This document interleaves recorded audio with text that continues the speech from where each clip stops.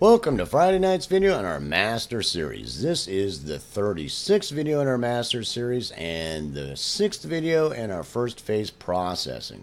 We talked about some of the most important tools you have and the most basic fundamental tools that you have in the last video. We're going to talk about a bunch more, but really quick, I wanted to address something that's very pertinent. That's frequency and volume modulation. There's plenty of plugins you can get. I'm going to show you one that's out of my DAW that's free and one that I got that's just the free one that I got on the internet. And what it can do. Basically, whenever you're dealing with a sound that most time even your voice is the most simple transducer you have, also is including some frequency and volume modulations as it goes along that resonate even slightly, just really fast, that cause vibrations like a vibrato effect that actually give the sound more body and the effect that it has and the flavor that it has.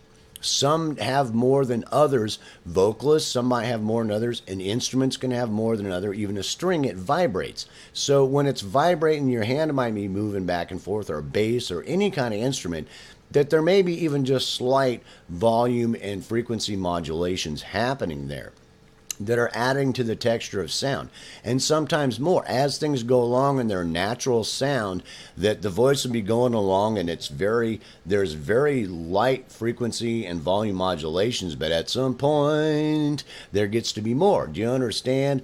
And it's kind of hard. You have to, it's a study in itself, but even, taking it and doing it, if you did some automation on it and went from very lightly to a little bit more back down and just erratic,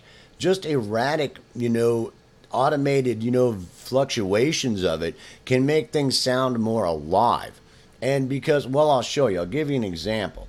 That basically, if I've got my test tone generator here, and if I go to, I've got one of these on for some reason. If I go here, you see that it just looks static. There's no movement going on at all on this sinusoid. There is no frequency or volume modulation happening anywhere where there probably would be in a normal voice.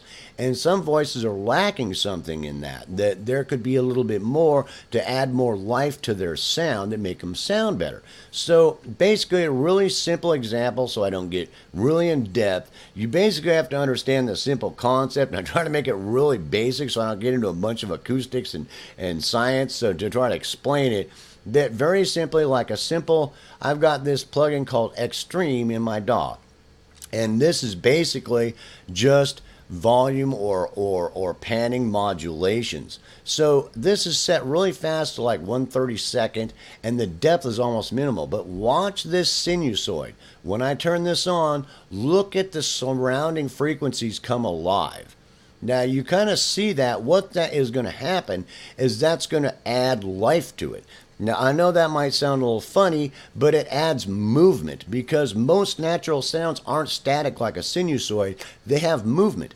As I'm speaking, as I'm going around, even just my voice, that there's volume, little teeny super small volume fluctuations going on all over the place, even besides my flowing movement, like I talk and then I talk down and I talk up or whatever, that there's lots of little slight valuations that are adding this movement to the sound. So it can add huge amounts of body or sound, just slight amounts. You can see I've got this at like 3.5. I mean, it's almost none. I crank this up to where there's a lot more, it'll start doing it more. Does that make sense? But just even slightly just adds this life to it. I mean, the depth on this is like way down at 3% or something. And you can see what's happening to the actual sinusoid and the frequencies around it that are really close. Because most of the time, there's going to be, frequencies close to the center frequency that are going to be activated also whenever a sound is happening, unless it's a really good algorithm, shooting out just a sinusoid or something like that that's really good at doing it. Most of the time this happens anyway. So it's a huge tool. And also, let's say like I've got this auto filter that's going to do the same thing with volume or frequency modulations. If you look at it, you see the same thing kind of happening. This auto filter is not really designed for this, so it's adding some garbage, but you can see some life going on there. Now, if I take this cheap plugin I got called Multiply from Acon Digital, you look at this sinusoid and you look how static it is. And as soon as I turn it on, you see everything, the life that starts coming around it. It's the modulations, the frequency modulations, just ever so slightly, like 1.9 depth on this thing. I'm not sure exactly what that means as far as, that can mean a lot of things. It's not real specific about, it's kind of like a wet and dry or something. But anyway, that's kind of the point of it. So that frequency modulation is adding huge amounts to life to that sound. And if you take that and you put it like on a vocal or something, like I got a vocal here, and I just add it to the vocal, turn off the tone generator, and I got a vocal here, and I add it to this, that, it's going to add life to it.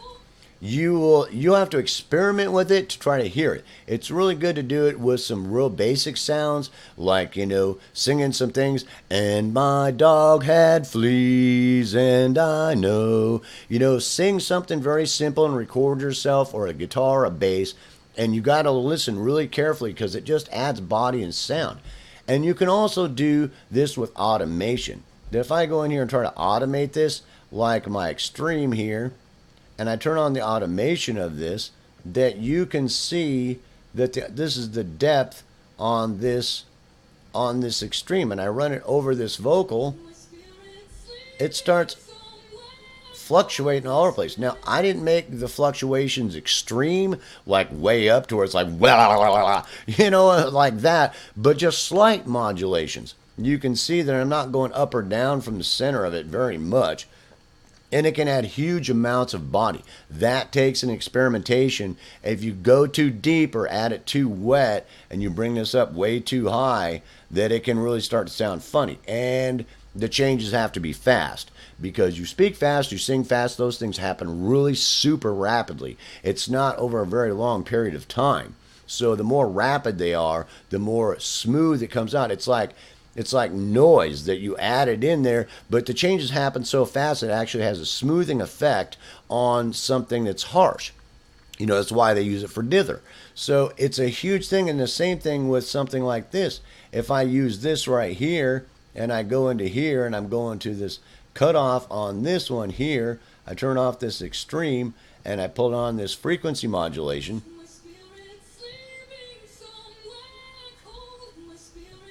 it's having the same effect. Well, actually, I didn't put it on this. This is not a stock plugin, so it won't do that. But it will do it on this. You can see it on this auto filter that it'll do this slight fluctuations that make it more natural. Now, this one is not a stock plugin, so I would actually have to automate that some other way. So that's an experimentation. I normally will, for most voices I come to, is I've got stock plugins that I can modulate to do that well with, but some other ones I'll just put it on there, even just static, to where it's just fluctuating at that much that without doing any automation can have a huge effect. So the answer to that is basically that frequency and volume modulations happen naturally in sounds. And it's one of the huge problems they have when they're trying to emulate like violins with synthesizers and things like that, to get that modulation effect to be happening where it should be happening in the sound when the guy's playing and stuff, to get this real natural sound, which can be very difficult and tedious. But using it in a very light amount can add this huge body, because like even this multiply, if I put this on there very lightly so that volume modulation is barely happening like I showed you, it sounds like it adds a bunch of body to the sound. And it has this effect of this slight modulation happening that's just like an agitated sinusoid that's giving it depth and width that makes it sound fuller and makes it sound better. And a lot of times, like I said, when anytime sound sculpting, sometimes some things work and sometimes they don't in certain applications. And so in any specific situation that you have to experiment with it, but it can add huge amounts of life to something, or a vocal or a guitar or a bass or anything else that's pretty static. You know, it doesn't have a whole lot of life. He's hitting a guitar chord, duh, and he's not, you know, like if he was doing his lead, he'd have this vibrato thing going on. But with his guitar chord he hit, that he's just trying to hold the chord, and he's not getting a lot of vibrato, a lot of movement and volume or or frequency modulation happening from, you know, using his hands and stuff to do certain type of techniques. And it can add a lot of body to it and make it sound much more lifelike and more alive. That can make it sound really good. So I just kind of wanted to address that real quick, the frequency and volume modulations. Now, there's tons of things you can do with it that you can get really in depth with it to where you're going in on it and you get your stock plugin or plugin you can do automation on, and you're hitting just right at the end of this right here. There's a little bit of modulation happening here, so I want to boost up the frequency and volume modulation. Just it's going static here, and then it's boosting up, and you know, maybe a little bit of fluctuation here, a little bit more fluctuation here, a little bit of fluctuation, a little more fluctuation here. It can get real detailed, and you can spend a lot of time fussing with it. But sometimes just adding a little bit in there and let it go static, like I was showing you with the tone generator, can just add huge amounts of life to the sound because it's natural in the sound.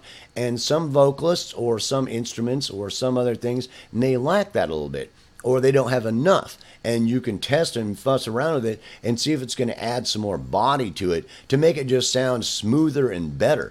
Because sometimes you'll run into that to where you just add a little bit and it's like it's a natural thing that should be in there anyway. The frequency and volume modulation, it just adds life to each one of those individual sinusoids and the components in an actual sound envelope that has lots of individual sinusoids.